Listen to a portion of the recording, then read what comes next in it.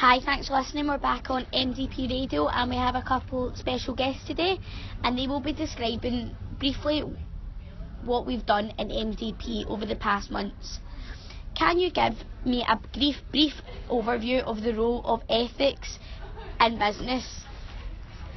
I believe ethics is about doing the right thing through set principles and moral guidance. It's an extremely relevant topic in all workplaces as it deals with the way in which organisations treat the society in which they operate. This can consequently influence public opinion, sales and revenues and the overall success of the business, however also benefit those around it and those influenced by it. However, realistically, ethics in business can be viewed as a constraint, and as all organisations have the right to survival and no obligation to ethical behaviour, some firms choose to practice immoral management. What do you believe to be the most vital aspect of corporate social responsibility? A major aspect is sustainability. Economic sustainability is created through the development, production and marketing of products to support a long-term economic performance. In the social dimension, businesses must consider the impact they have on communities and the importance of healthy and sustainable behaviour. And they also must consider the environmental impact on resources and safeguarding for future generations. As stakeholders or parties who are interested in the firm's actions, such as customers, employees and different governments, they hold high importance to companies. Which stakeholder do you believe to be the most important? I think the company's customers are the most important stakeholders, as they're the ones buying the firm's products and therefore have a high interest in the business, so the firm should always value customers' opinions and desires.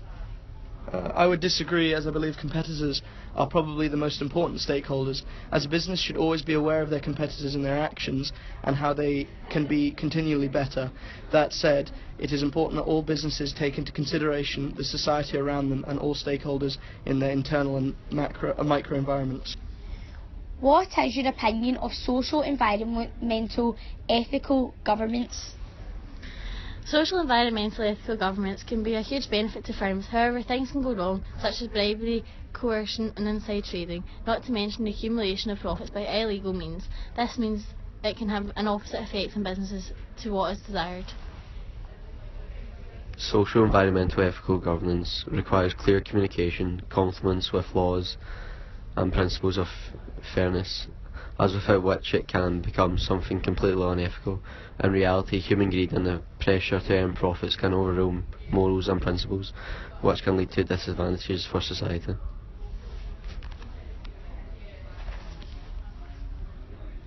As well as ethics in social, environmental, ethical governance, globalisation has been a much talked about topic in business recently.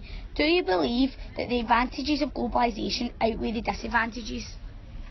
I believe that citizens of smaller countries are disadvantaged by globalisation as they are exploited in low-paid jobs by large multinationals, and also that growing globalisation will result in the decline of many cultures.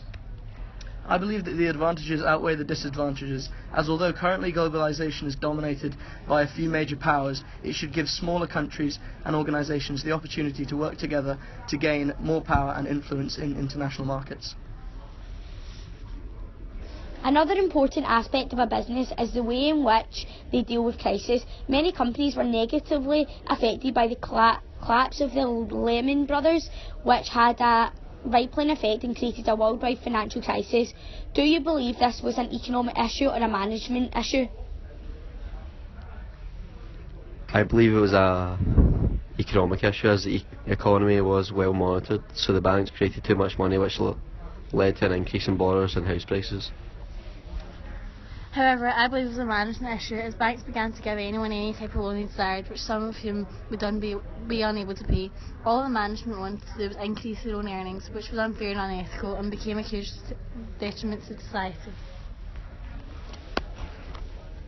We finally learnt about negotiations, which can become problematic for firms if they aren't handled well and an effective conclusion cannot be reached.